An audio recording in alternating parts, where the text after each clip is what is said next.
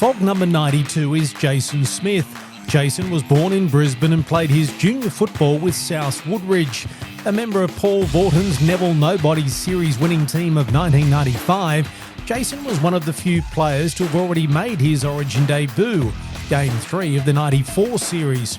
A premiership winner with Canterbury in 1995, Jason was also a member of the last traditional Kangaroo touring side to the UK in 1994. In all, he played 15 tests for Australia. Man of the match in Game 2 of the 1995 series, Jason Smith played 16 games for Queensland. Well, Jason Smith, thanks so much for your time. What does it mean to you to be a FOG? History-wise, it's something that sits really high with me. I remember going to the first game in 1980 as an 8-year-old, and then to go and watch my brother play, and then obviously I got the opportunity to play and play 16 games. It was probably the most special time of my life when I was playing for Queensland, and to sit and admire the blokes that are still playing now and the way the game's changed and how fast it is. Even though it was fast back then, it's even faster now. It's really high with me, yeah. Let's go back to the start. Growing up south of Brisbane in Woodridge, what was life like for a young Jason Smith? Oh, I had an awesome time, mate. I got 3 brothers. Darren, obviously, everyone knows, the oldest one, and then I got Ricky in between us. And then Jamie's a year younger than I am, who played a few NRL games down at Parramatta. We used to play front yard cricket, and then when it was front yard football in the winter, and then cricket in the summer, and then when the sun would go down, we'd be in the hallway playing football in the hallway. So, yeah, it was fun playing with me 3 brothers all that time when I was younger. So there was no doubt when you were old enough you were going to go and play proper footy. Yeah, but football to me was just a sport back then. It was just something that we did on the weekends. Nobody was earning much money back when I was a young kid. Even when I first started down at the Bulldogs in 1990, not that many players were getting paid highly, not like they are now or when I sort of Super League come along. It was just something we did on the weekends to have fun. So Woodridge, you spent a few years there, then you went to Brisbane Easts to continue Mount Gravatt up that way. How did that move come about? I'm not too sure. Because Darren ended up there too, didn't he? Yeah, we all did. All did, yeah. Yeah, all 4 of us boys did. I'm not 100% sure how it come around, but it was probably just a different opportunity up there. Woodridge was struggling at the time financially. I think somebody was thieving money out of the till or whatever. So we sort of just went up there, and it wasn't too far from where we were living at Woodridge. When did it get serious then? You say it was just a sport and for fun, not money. You went down to Sydney as an 18-year-old. How did that come about? Well, I was actually signed on with the Broncos in 1990, at the start of 1990, on a scholarship. And my brother had already gone down to the Bulldogs, and I think the draft was coming in 1990. Well, it never happened. And then Darren was already down the Bulldogs, and I think Bullfrog saw me play, and he obviously spoke to the Broncos and got me down there. Was it an easy transition for you going from Brisbane to Sydney, and was it made easier by having Darren there? 100%. I lived with Darren and his wife for 18 months, and that made the transition a lot easier. And then I went into a couple of share houses with a few of the boys and had a bit of fun doing that. Well, when did it get serious? When did you start thinking about making a career out of the game? I never did. It was just fun for me in sport. Probably wasn't until, after I finished at Canberra and then I went to Townsville, and then it started to feel like just a job that I was going to, and I probably wasn't enjoying it as much. And then, I knew time was up then. So It was always a sport, and it was just something that I was good at. It just become professional, and fortunately we didn't have to work. Do you remember much of that NRL debut against Cronulla? I do, and Terry Lamb I replaced, so they put me at 5'8", and I'd hardly played 5'8" in my life. And it was a scrum. Terry Lamb went off, I come on, standing at 5'8", ET's opposite me, and he just ran straight around me and scored. That was the first thing, and every time I see ET, I call him a rat bag for doing it to me. But anyway, we were winning the game, fortunately, pretty well, and that's why they took Terry Lamb off and gave me an opportunity. You joined Canterbury at a pretty good time because went on in 1994, for example, a massive year for you, premiership success, and then a member of the Kangaroo Tour. How important was it to leave Brisbane and go to Sydney and join a club that was strong and successful, do you think, now looking back? Yeah, well, I think it might have been 89. Phil Gould left, I might be right. But Paul Dunn left, Langmack left, Jason Alchin left, Joey Thomas left. There was quite a few players that left. Andrew Parramatta left as well. There was quite a few senior players that left. Might have been at 89, 90. So there was a lot of young players coming through, like your Dean Pays, Jared McCracken was around, Jim Dimmick come to the club. And we had a lot of good young players coming through at that time. Your Brett Dallas was down there. So we had really good players coming through, and then they just kept adding, decent players like Marty Bella come, Mark Brokenshire come, Gary O'Connelly from England come over. So we had a good blend of players, and it just started to gel. 93 we had a good year, but then 94...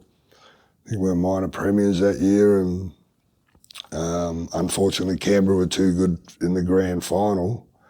But then 95, we had a half-decent year, but that Super League war happened and started splitting our club apart. And, I don't know what it was. It was just one day that everything started to gel, and then we went on a run and ended up winning the grand final.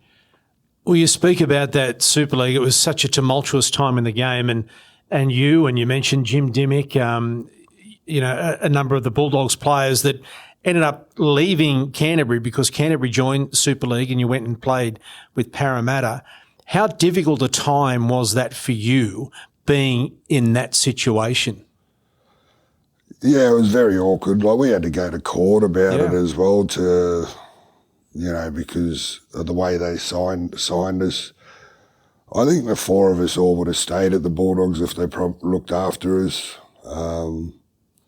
But, that's how the cookie crumbled, and that's what happened. So the four of us decided, we didn't decide together, but Parramatta wanted all four of us there, and we had an awesome time there.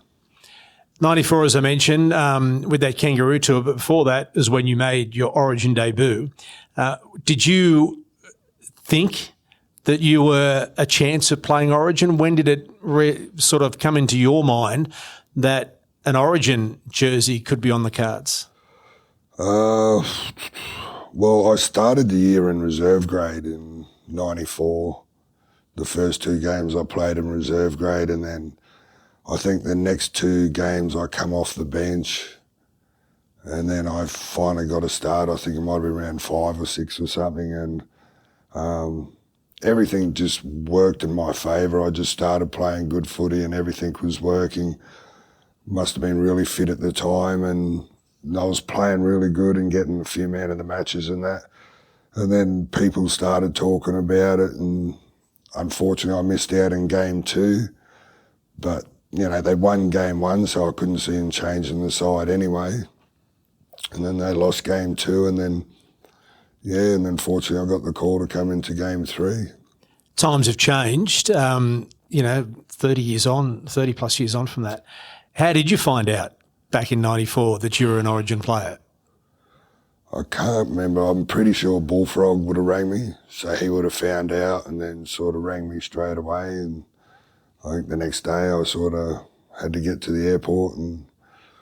But fortunately Darren was in the side as well, so, you know, he sort of showed me around, and he told me a trick Wally used to do, because Wally used to drive the bus. We didn't have a bus driver back then. We just have a little minibus, and he said, whatever you do when you get on, hold on, because, you know, they made me go out and do all the interviews with the media, and then I was last to get onto the bus, and Wally would just sort of flatten it and then put the brakes on, try and make me fall, and Darren told me about it, so I was holding on to the handrail, and yeah, it was good to have Darren in that side.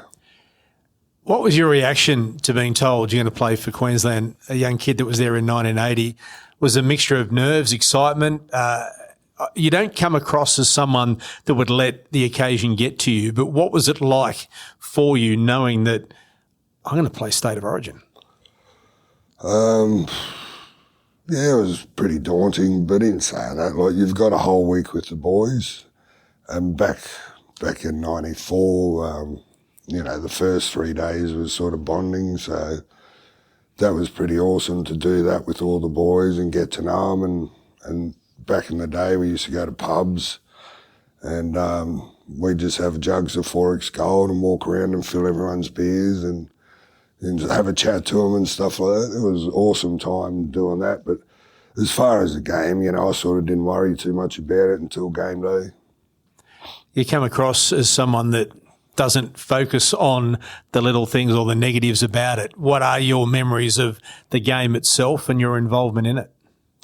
Not much. I don't know if you remember, but I only You got knocked out, yeah. Eight minutes into the game. I wanted to, you know, do as many runs as I could and as many tackles and have a good game and hopefully, you know, win the series. But, yeah, unfortunately I got knocked out. It fractured my cheekbone, and I remember waking up in hospital about 3 o'clock in the morning, and the replays kept going around on the TV, and sort of realised what had happened. Did you think that might have been your one and only chance? No, I didn't think that would be my only game. 95, you didn't play game one, but you came in for game two, the famous Neville Nobodies. That year, Paul Vaughton, I know, says that was the greatest 6 weeks of his life. What was that time with that group of players and that experience at Origin beating that cracked New South Wales side 3-0 like? Unfortunately, I didn't play. I didn't play in game one. I was still going to court about that Super League ARL war. And then Fatty rang me and he said, "You'll be right to come into the side once it was all over." And so I went into the side in game two, and when I watched the first game, I didn't think they were any chance of winning. And trust me, when I went into game two, I didn't think we were any chance of winning. Fatty, then Choppy, sort of had a bit of a speech when we first got into camp. And I said, you know, I was thinking to myself, we had no hope, because I knew a lot of the New South Wales players, and, you know, they had a fair decent side. And some blokes were getting up and standing there, and then blokes were crying and stuff like that. And then this back in 94, I rang a mate and I said, "Mate, we're going to win this game." I could tell just from the way they were talking and that. And we just went out down in Melbourne, big all-in brawl, got settled, played footy, and we won. Maybe an unfair question, and it's one listening to you talking about that and listening to other players. Would that series have been the same if it wasn't for the fact that Paul Vaughton was the coach and that Chris Close, who had a great career as manager and as a player, those two are the guys that were in charge of that year? It was just a match made in heaven in that respect? 100%. There was no pressure put on us. You know, they would just go and do your best you can, bleed for the state. That's what we did. We just went out there and we played our hearts out, and we ended up winning 3-0. Where does that rank in your list of achievements? That State of Origin side, we've had a few reunions over the years, and it's the best time of my life. It was only game 3 of your Origin career, game 3 of that year. So you were just at the start of your Origin career. How did you grow as a player as Origin grew as well? Did that make you a better player? It did, but there's also, you know, sometimes when you got like Adrian Lamb, we were all young back in the day, and Adrian Lamb, it was easy to get the ball back then. Like, you know, I was playing 5'8", Lammy would give me the ball, and I had heaps of opportunities. The older I got, I don't think I played much more 5'8", it was more in the back row, and it's sort of a different role than I was playing back then. You sort of just, you know, defensively concentrating on your game, trying to help everyone, try not to miss tackles, trying to help people make tackles and whatever. But attack-wise, then we had someone like Alf, who was just a genius. And then Darren Lockie was inside, Gordon Tails. Like, the list goes on. I could just keep naming 50 players there, but just wonderful times, yeah. You've won a premiership, you've represented your country, you've played over in the Super League in some of the most famous grounds in the world. Does anything match wearing your Queensland jersey and walking out across the road at Lang Park? No, nothing at all. It's the pinnacle. And even more so with your brother? Yeah, 100%, you know, for two people in the same family to be able to do that. So, but not only Darren, like all of those players that I've played with, like, it's special. Who had the biggest influence on your career? Probably I did. You know, I've had some wonderful coaches over the years. Some try and overcoach, some would try and undercoach, but, you know, it was up to me in the end of it, you know, whether I was determined enough to do it. I'm a bit stubborn that way that, you know, if I missed a tackle, I would try and make up for it, and that's what all Queensland players do. I don't want to get too philosophical, Jason, but I think it's fair to say you're a football player. You just played footy. You played what's in front of you. Yeah. Could you play nowadays, do you reckon, in the way that the game seems to be so structured? Would you put up with it? I'd just do what I did, you know, and if I made a mistake, I'd make up for it. You know, nowadays they don't want to make a mistake in their own half. You know, I think they should have enough confidence in their defence to hold them out for another set. The 6 again rule, I'm not too keen on that rule. It's just made the game way too fast. This is, I know, a very tough question, and I apologise for asking it, but is there a moment in your career that stands head and shoulders above the others that you look back on more fondly? It would have to be 95, the whole year. We won the State of Origin 3-0 when we weren't supposed to win a game. We won the grand final that year with the Bulldogs and then went on to win the World Cup later that year. So I couldn't have done any more in that year. What about an individual favourite moment of yours in your Origin career, something that you remember more fondly than the others in those 16 games? Yeah, probably game 2, 95, down in Melbourne, when we finally won the game, when we weren't supposed to win any. That game, yeah, certainly that game, but the best thing about it, well, you know, Fatty said we're having a 10-day camp after game 2 because we'd already won, so he thought, oh, we'll have an extra couple of days drinking. So we drank for 9 days and we ended up going out and winning game 3. So, yeah, that whole series was phenomenal.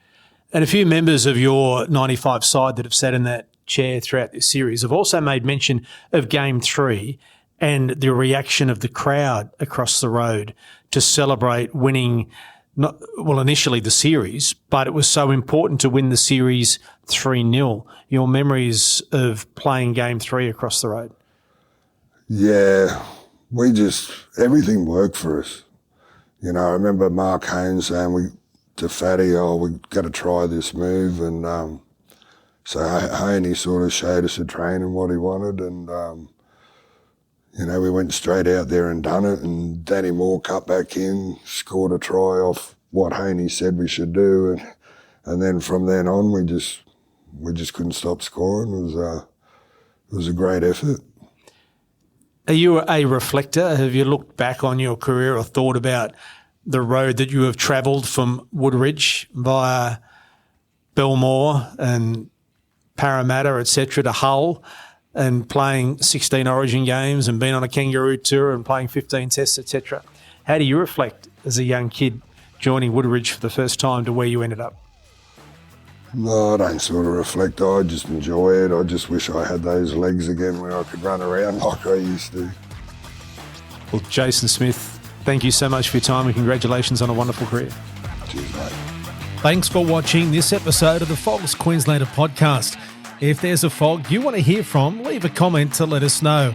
And don't forget to like and subscribe so you don't miss any of our videos.